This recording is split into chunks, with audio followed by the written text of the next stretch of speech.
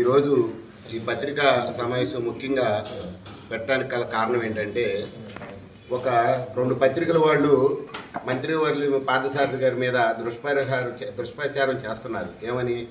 కమ్మ సామాజిక వర్గాన్ని మినిస్టర్ గారు కలుపుకెళ్తలేదు అని, దూరంగా ఉండారు అని.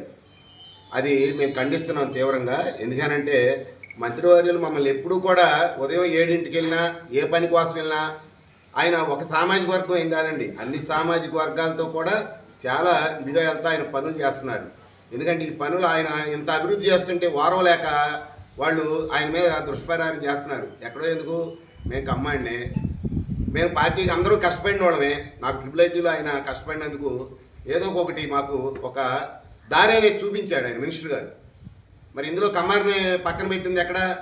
అలాగే నాకు రైతువారీగా నాగార్జున సార్ డీసీ చైర్మన్, మీరు రైతులు బాగా కష్టపడి చేయించండి అని చెప్పి చేయించింది ఆయన, పదవి ఇప్పించింది కూడా ఆయనే. మరి ఇందులో ఆయన ఎప్పుడు ఎడం పెట్టలేదే. మాకు కనీవిని రీతిలో ఎప్పుడూ కూడా ఇంతకుముందు అంటే ఏ గవర్నమెంట్ ఉండా వారం రోజులు, 5 రోజులు, 10 రోజులు వాటర్ వచ్చినాయి. ఏకకాలంగా 75 రోజులు ఆగస్టు 15వ తారీఖు 16 నుంచి కూడా నవంబర్ 20వ తారీఖు ఏకకాలంగా 2 నెలలు వాటర్ కూడా, అంటే ఈ సంవత్సరం కొంచెం మనకి వర్షాభావ పరిస్థితులు మస్నూరు మండలంలో ఉండటం వల్ల ఆ వాటర్ రావడం వల్ల ఇవాళకి కూడా భూగర్భ జలాలు మాకు అట్టాడికి వెళ్లకుండా బోర్లు కూడా చాలా ఇదిగా సమృద్ధిగా ఆడుతున్నాయి. ఈ దుష్ప్రచారాన్ని మానుకోండి. మినిస్టర్ గారు అందరినీ కూడా అన్ని కులాలని కలుపుకెళ్తున్నారు.